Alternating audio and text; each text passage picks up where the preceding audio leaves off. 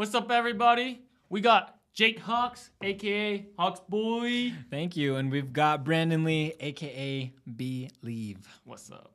Welcome to our first episode of phoTALKraphy. And today we're going to tell you the top photography mistakes that people make and how to fix them.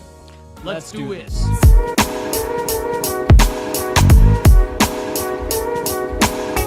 All right, number one on the list is a crooked horizon. And what we're talking about here is when you got the foreground perfect, but that background is slightly unlevel. Like you got that beach line, you got that horizon line, the cityscape, and it's a little bit off. It's a little bit off.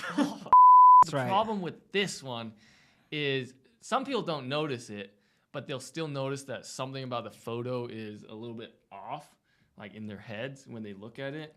Oh, yeah. But, I mean, for us photographers who have been trained to shoot for several years, we can spot out these things pretty easily. And it really bugs me because it's such a simple fix. All you have to do is go into a post-process program like Lightroom or DPP or whatever. Yeah, or even your phone. Even your phone. Even your phone.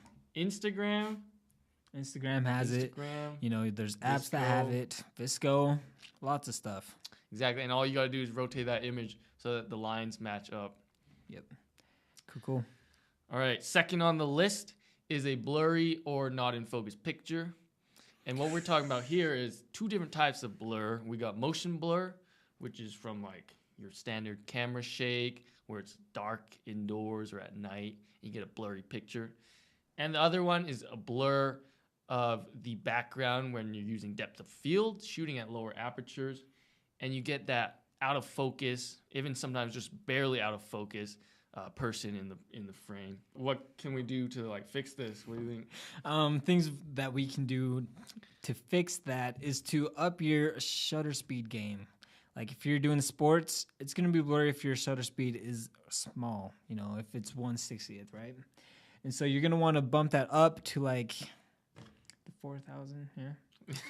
Yeah, I'm just kidding. Outdoor sports, you want to go 4,000, 8,000, 32,000 if you can go that far. If you can go that far. In the bright sunlight. Yeah. But I mean, when we're indoors and we got that motion blur, you want to probably keep it around no lower than 1/60th of a second when you're indoors if you're shooting handheld, because that's when you're going to start getting that blur from your hand being a little shaky. Yep. That's correct.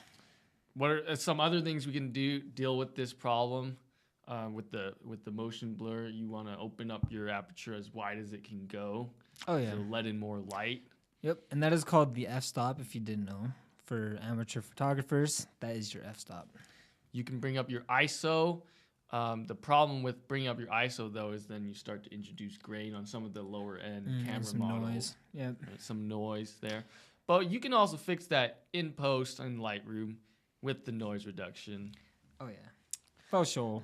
But it's best to keep that ISO as low as possible. Another thing you can do with the camera shake is get what lenses for Canon and Nikon is IS, which stands for image stabilization, and that will stabilize the lens. But what we're talking about here, so if you like a 24 to 70 millimeter USM lens, that might retail around 800. But then when you throw in the IS version, you're gonna add on a couple hundred, maybe $300 or $400 just for that image stabilization. But trust me, it's worth it if you're gonna be shooting indoor events. Definitely worth it. And the other thing you can do is with the Sony bodies, you got the IBIS, which stands for in-body image stabilization, which is even cooler because that means you can put any lens on the Sony body and then it will stabilize it no matter what lens you have on there. Pretty sick stuff. So those bodies would be like the A6500, the A7R2, and now with the A9. Oh yeah, the A9, that's right. A9. Which is a beautiful camera. Pretty dope. For out of focus pictures, any recommendations on what we can do to fix that as photographers? To fix that out of focus, for me, honestly, it's you got to make sure you're in your viewfinder, and you can also like zoom in, and you want to make sure the eyes are in focus instead of the nose. It's something a lot of photographers do. But that's something I would definitely do. Yeah, so when we're shooting with that lens that we love as cheap photographers, the Nifty 50, right? Nifty 50. And for those of you who don't know, that's the 50 millimeter prime lens. It means you can't zoom on it. It's fixed at one focal length, 50 millimeters. Yep. But the great thing about that lens is you can get great results with it with the aperture because it goes all the way down to f1.8 or f1.4 if you buy the more expensive version. Most definitely. And so the problem we get with that as more cheaper photographers, we don't have the money to buy the expensive lenses. Exactly. Is that we're shooting in that shallow depth of field, right? Mm-hmm. Just getting the subject in focus. So we might miss focus a lot of the times, focusing on that nose like you were saying because it's closer to the camera. Definitely. Or focusing on just not on the eye. So you want to get the eye focused. Once again, Sony does the eye autofocus, and with the new A9, it's incredible because it actually has eye autofocus tracking, which means that on the live view screen, when you're not even taking a picture, it will follow the focus on the pupil of whoever you want it to. Pretty crazy stuff. Pretty crazy stuff. Technology. Yeah, should we move on to our next one? All right. Let's do Next one. Number 3, super white images. Super white. I'm pretty white, but not as white as Jake Sorry, here. dude. But the problem with this one is it's cliché and lazy photography. What are your issues with this one? Overblown, especially with wedding photographers, you get that dreamy look where it's just heavenly, they say. But you lose a lot of details when it's overblown, and it's not pleasant to look at, to be honest. You lose details in all of the important things in the photo. And so Exactly. So with the highlights and shadows concepts that we often talk about as photographers, the highlights are the brightest parts of the image that still maintain that detail in them. So when your picture is so white that it blows out the highlights is the term we use. It means the highlights are so white that they lose detail. And the problems that we run into this with brides, we got Bridezilla over there who can't see her dress because it's so white. We got skies that are just pure white. When you know the bride and groom know that it was such a beautiful cloudy day that day on their wedding, but all they see is white. That's not a good sign. And we as photographers know what you're doing when you just got white skies, because that means you're running on natural light only. You're exposing for the subject only, and you can't get any of the details in the background. that's right. That is right. So how can we fix this? You got some suggestions for us, Jake? Suggestions. For me, you would up your shutter speed because that makes it a little bit darker, but you can also turn your ISO down to around 400 or even I think 200. My best bet outdoors is 200. Anything above 400 is going to get really hard to get detailed stuff. Yeah, and I would even go down to 100 if there's sunlight out. If there's sunlight, of course. Another thing you can do is bring in the artificial light. This is where we got the speed lights, we got the mono lights, the strobes, and don't feel intimidated by these things because once you learn them, you will know it like the back of your hand, and they will change your shots and make your images look completely different from what's out there. Your shots aren't going to be all white anymore. You're going to get the skies in the background, the clouds in the background, and you're going to get the bride's dress there, and everything in the image will be properly exposed when you use this method. Yep. Moving on. We got... Oh, it's the underexposed. Underexposure. Underexposed with exposed. I don't know if you can see this, but it says exposed. And I didn't even notice that. And if it's underexposed, it just means you need some more exposure. You need to add some light to it. I just want to drink of your thing, man. All right. It's good stuff. Underexposure, just the opposite of overexposure, right? We got shadows, the darkest parts of the image that still maintain details. If you make those shadows too black, then you're going to be clipping the shadows and losing those details. And it's like looking into a black hole. It just sucks you in. You can't see anything in it, right? Yep. So fix that. What can we do to correct that problem? To correct underexposed shots is definitely to Definitely look into your settings, your manual settings. I would recommend shooting in manual if you haven't yet. It's a big one. Something you can do as well as we've mentioned this in the overexposed portion, but we can also use speed lights and other LED lights and things like that to lighten up your subject. That way you don't have to be underexposed. Yeah, definitely bring that into the indoor event. Indoor event. The artificial, the speed light, just put it on top. Make sure you can bounce it off onto the walls, and that's really going to light up the image and prevent any underexposure. Because the problem with that is normally when you're outdoors, you're not going to underexpose because you can just bring your shutter speed up, right? Mm. Yep. But indoors, when you do that, you start getting motion blur. Yeah. You start getting grain if you have to bring up your ISO. So once again, artificial light will definitely help out there. There we go.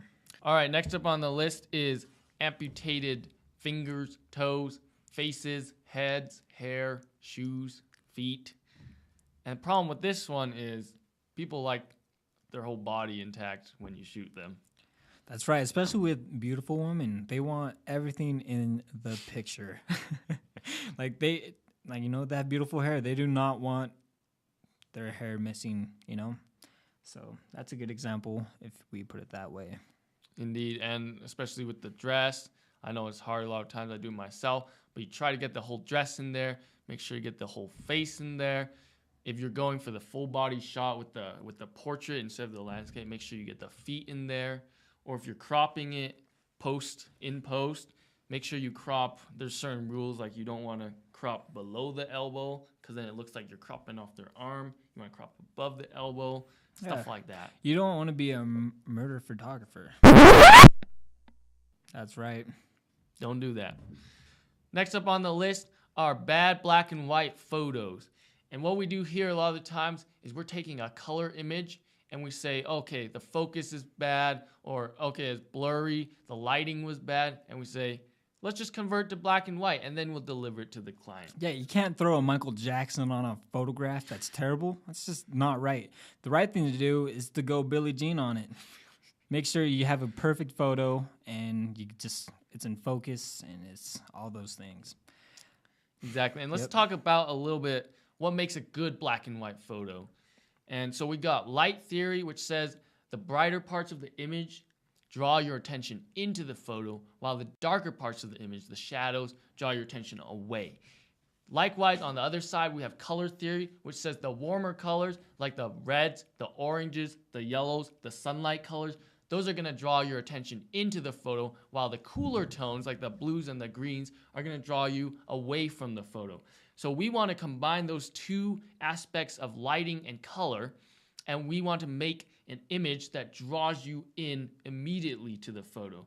So we want, if the bride and the groom, say you're doing wedding photography, you're shooting the bride and the groom, we want the bride and the groom to be the brightest part of the image and the background to be quite dark. We want the bride and groom to be warmer colors while the background is quite cool. And you're saying black and white, why would that have blues or oranges or whatever? But the thing is, any good black and white image, they actually will do something called split toning, where we add blues into the shadows, oranges into the highlights, and we make that image not just pure black and white, but we make it a quality black and white image. That's not just a simple conversion into black and white. That's not how you do black and white. Very nice.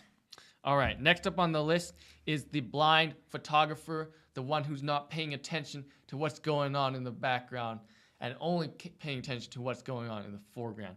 And then this is where you get trees growing out of people's heads, and you get all sorts of stuff growing out of people's bodies that they don't want to see.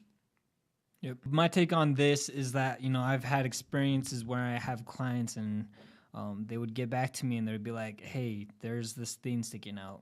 Can you Photoshop it out? And when you go into Photoshop, you create all these pixels, which makes it less of a quality picture.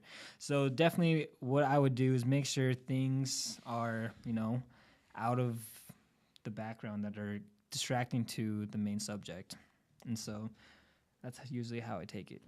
Great. Yeah. So just make sure you're not getting so focused up on that picture while you're taking it. You pay attention, do a quick scan when you're looking through the viewfinder or whatever, that you look at the four corners of the images, you look at the don't just pay attention. Make sure you pay attention to the hair, right, and the clothing. Make sure they're all well dressed and appear well. But then make sure that the elements of the composition of your photo also complement the subject in the foreground. You don't want crazy stuff coming out of the background.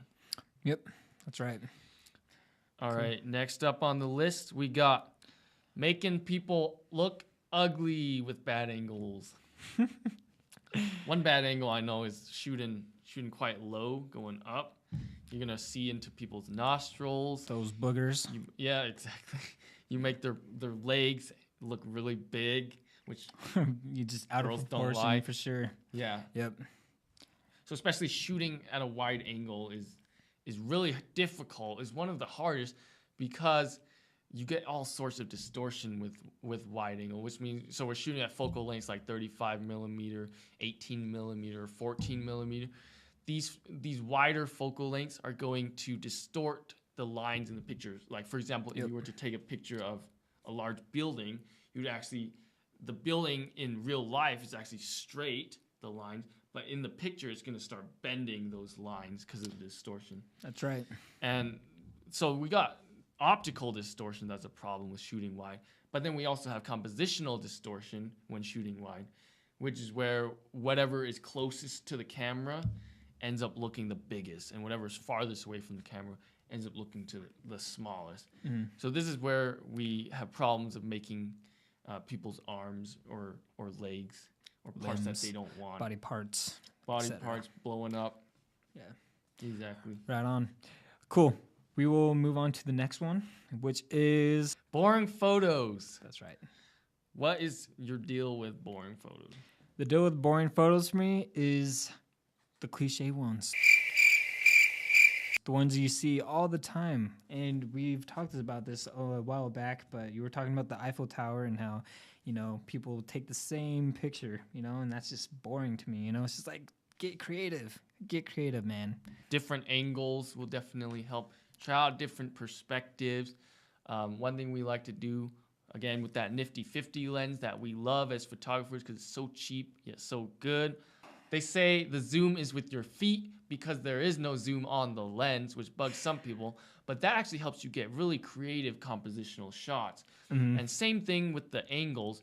Make sure to change the angles with where you're standing at and where you're leaning. And that will definitely spice up your images. Yep, I agree. Another thing you should do is rule of thirds. You want to tell them about that? Oh, yeah. So the rule of thirds, you probably already know what that is. It's with the 3-line grid. And basically what you use that for is to compose your shots to make it look more interesting. And so instead of having everything in the center, you're going to want to align it to one of the lines either on the left or right.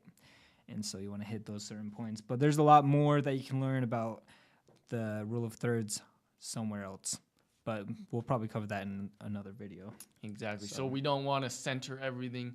Don't just plop everything in the middle of your picture. Make it look creative. Another thing we like to do when shooting kind of type engagement type shoots is we find elements in the foreground, like shooting through trees, shooting through leaves, and we get this nice kind of bokeh in the foreground out of focus, and then we have the bride and groom or whoever it is in the center of the photo. So we got this kind of framing that we do with the elements that we find outdoors. Yeah, exactly. All right, so that wraps it up for today's episode of Common Photography Mistakes. And until next time, we out. Peace.